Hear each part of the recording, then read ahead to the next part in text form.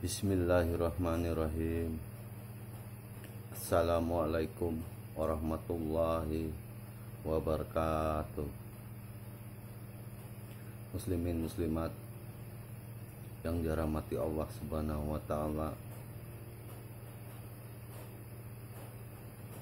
dimanapun Anda berada, izinkanlah saya menyampaikan puji dan syukur kehadirat Allah Subhanahu wa taala, karena dengan rahmatnya, dengan inayahnya, sehingga pada hari ini saya bisa menyampaikan kembali, yaitu tentang ilmu ma'rifat, tentang mengenal Allah. Dan tidak lupa juga saya sampaikan selawat dan salam kepada junjungan kita Nabi besar Muhammad Rasulullah Sallallahu Alaihi Wasallam, kepada keluarganya dan kepada pengikut-pengikutnya, kepada sahabat-sahabatnya, dan kepada kaum muslimin muslimat yang dirahmati Allah Subhanahu wa taala.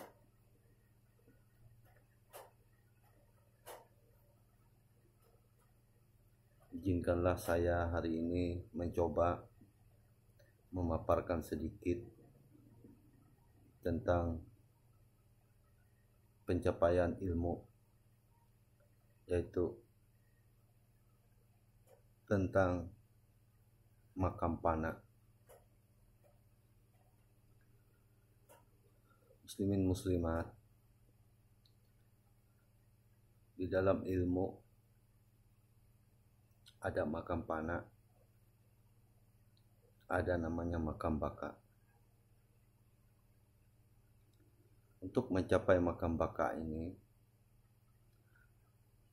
tidaklah sampai kita ke makam baka tanpa melalui makam pana dulu. Katakanlah seperti dua kalimat syahadat, asyhadu an la ilaha illallah, tiada Tuhan selain Allah, aku bersaksi bahwa tiada Tuhan selain Allah. Itu adalah di makam pananya, di makam bakanya, bukan makam pananya, di makam bakanya. Kalimat yang kedua, wa asyhadu anna Muhammad Rasulullah, aku bersaksi bahwa Nabi Muhammad adalah utusan Allah. Aku bersaksi bahwa Muhammad adalah utusan Allah. Itu di makam pana. Jadi makam pana, makam baka. Jadi kalau kita bicara makam baka, berarti makam terakhir dari segala amal ma'rifat di dalam tasawuf, di dalam ilmu ma'rifat. Tapi kita ini bicara dulu ke makam pana dulu, agar kita bisa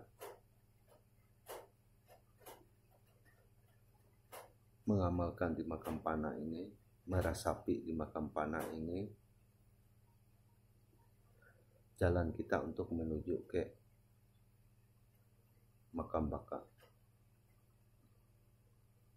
Di dalam ilmu sudah saya sampaikan beberapa hari yang lalu, di dalam mengenal Allah, bahwa tidaklah sampai seseorang itu kepada Allah Subhanahu wa taala tanpa melalui Nur Muhammad, tanpa melalui Muhammad. Artinya ada dua jalan, ada satu jalan, yaitu Nur Muhammad Rasulullah Sallallahu Alaihi Wasallam, untuk menuju jalan yang terakhir, yaitu menuju Allah Subhanahu wa taala. Muslimin muslimat yang dirahmati Allah Subhanahu wa taala, izinkanlah saya sedikit menyampaikan dalam arti pana ini,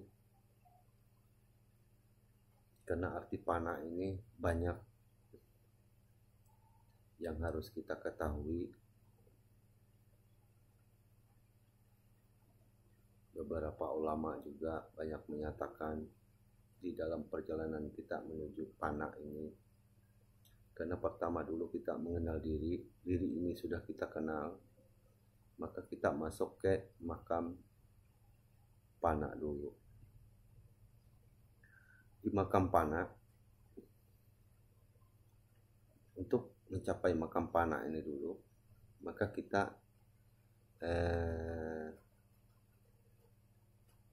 berpegang dulu ke hadis qudsi, yaitu Allah berfirman di dalam hadis qudsi, antal mautu qablal mautu, artinya matikanlah dirimu sebelum mati. Mati di sini maksudnya yaitu berbagai macam mati. Mati pandangan, mati perasaan. Ada 4 mati yang terkenal, yaitu mati tabi'i, mati maknawi, mati suri, mati hisi.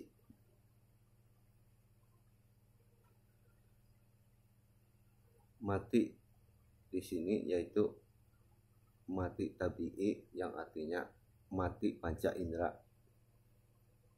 Karena kita tadi orang yang di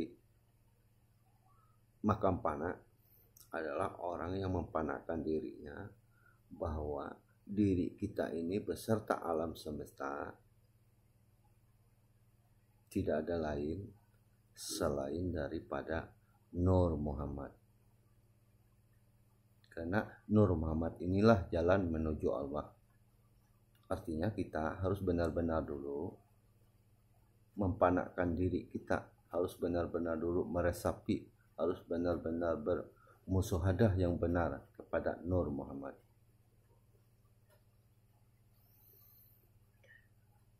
Karena jalan kita mengenal Allah itu kita harus meresapi dulu yang namanya Nur Muhammad itu.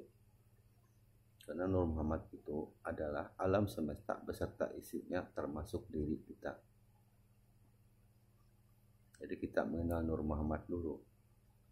Artinya 2 kalimat syahadah itu benar-benar mantap dulu, yaitu Muhammad Rasulullah. Artinya kita benar-benar menyaksikan kehadiran Muhammad selaku utusan Allah di muka bumi ini.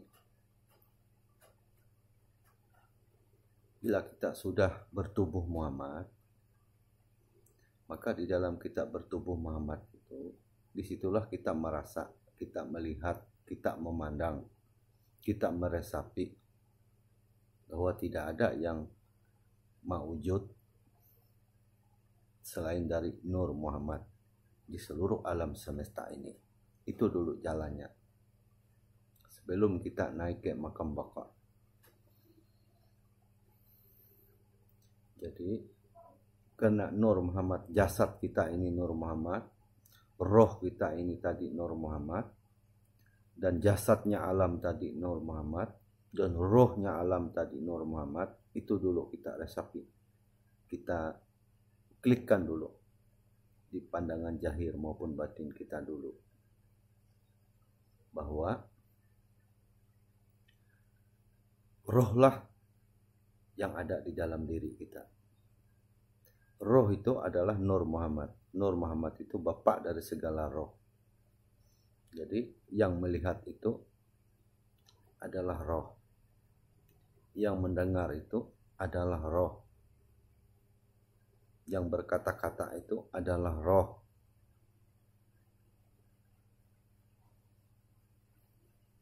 yang hidup itu adalah roh. Karena rohlah yang menuntun kita.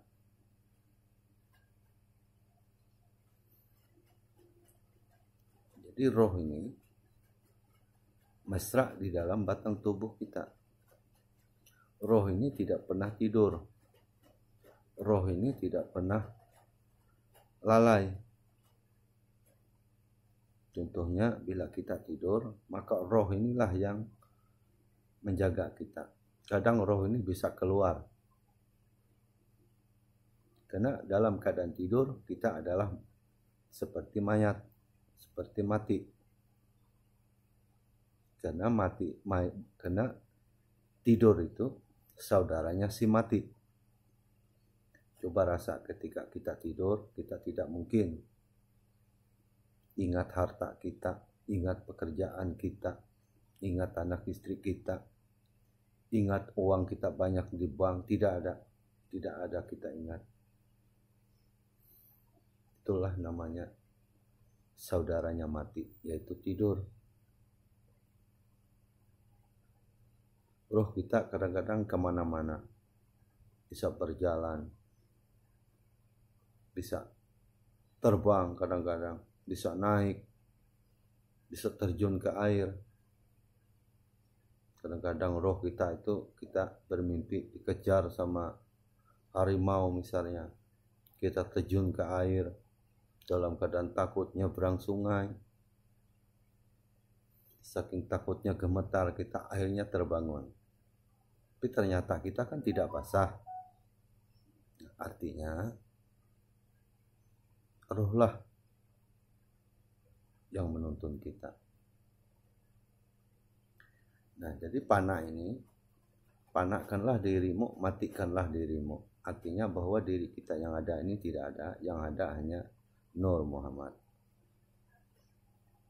Artinya seluruh makhluk alam serta isinya ini hanya satu kesatuan, satu tubuh, yaitu Nur Muhammad Sallallahu Alaihi Wasallam. Sakit satu, sakitlah semuanya. Makanya kita menjadi merasa dekat kepada Allah karena Nur Muhammad tadi dimesrai oleh Allah. Nah, ini kita duduk di makam panak dulu. Jadi mati tadi ada empat kriteria, yaitu mati tabi'i, mati panca indera, pendengaran, perasaan dan sebagainya. Itu kita matikan bahwa apa yang kita dengar hanya Nur Muhammad. Ada bunyi-bunyian, itu Nur Muhammad. Bila kita ingat Nur Muhammad, pasti kita ingat Allah. Karena Nur Muhammad dengan Allah tidak akan pernah terpisah, satu kesatuan. Cuma nanti kita uraikan ke makam baka. Kita bicara ke makam Nur Muhammad dulu. Jadi kita hakikatkan dulu, kita amalkan dulu, namanya amal ma'rifat. Kita benar-benar menyatukan dulu pandangan zahir kita, batin kita, bahwa tidak ada yang maujud selain dari Nur Muhammad. Karena Nur Muhammad ini adalah kejadian dari zat Allah itu sendiri. Artinya diri kita ini hanya satu. Makanya di dalam sabda Nabi juga, sahudul kasrah, sahudul wahdah fil kasrah, sahudul kasrah fil wahdah. Artinya pandang yang banyak pada yang satu, pandang yang satu pada yang banyak. Artinya kita ini satu, tidak ada terpisah sejatinya, hanya satu. Cuma nama aja yang beda-beda, bermacam-macam jenisnya, sifatnya. Cuma di dalam hakikat Nur Muhammad hanya satu. Alam seisinya ini hanya Nur Muhammad. Tapi kita amalkan dulu di Nur Muhammad ini, kita mesrakan dulu Nur Muhammad ini sampai rasanya sudah mantap, baru kita naik ke makam baka, yaitu makam wujud.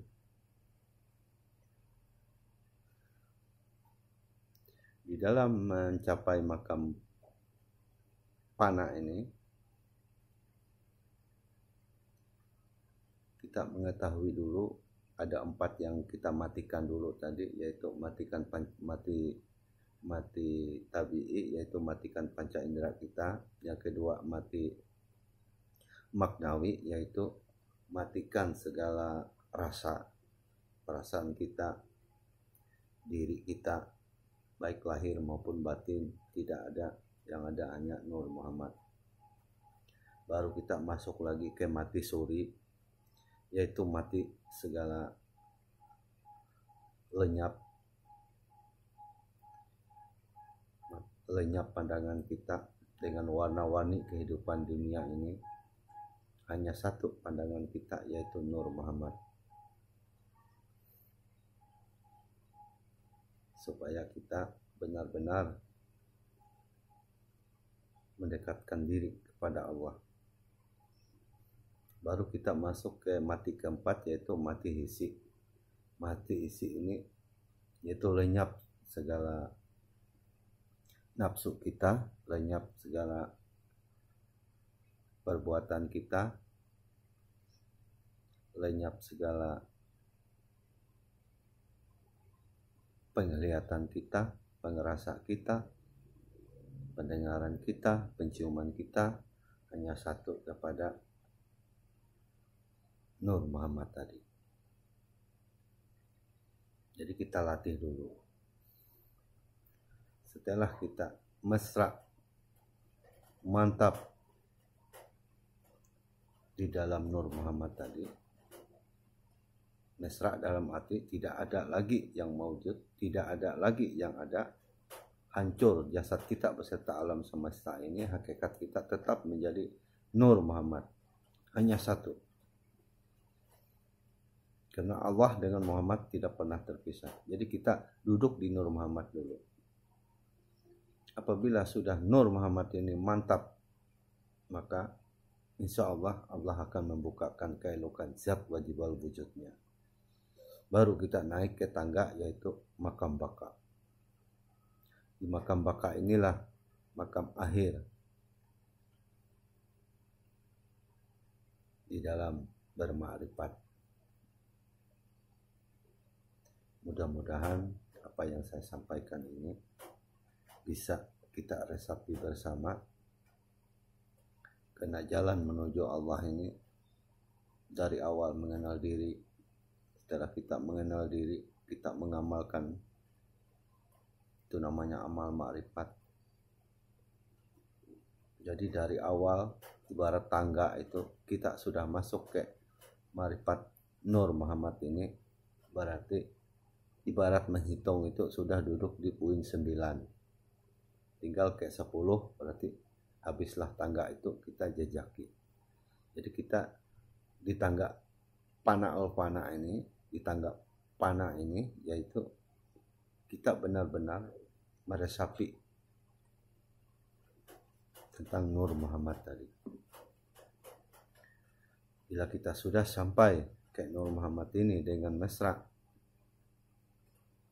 musyahadah kita tidak berubah, pandangan kita tidak berubah, insya Allah maka sampai akan ke makam baka. Saya rasa hanya sekian yang perlu saya sampaikan. Mudah-mudahan bermanfaat. Mana yang baik diambil, mana yang tidak baik dibuang. Karena saya hanya menyampaikan apa yang saya jalankan. Karena ini masalah panah ini sebenarnya sangat luas pengertiannya. Namun saya hanya sedikit menyampaikan, bisa saudara-saudariku sekalian menjabarkan kembali. Karena ilmu ini hanya kita memberi jalan, namun Allah jualah yang mengembangkan jalan itu di dalam pikiran Anda. Saya yakin Anda pasti akan dituntun oleh Allah, akan diajari langsung oleh Allah. Saya rasa hanya sekian. Wabillahi taufiq wal hidayah. Assalamualaikum warahmatullahi wabarakatuh.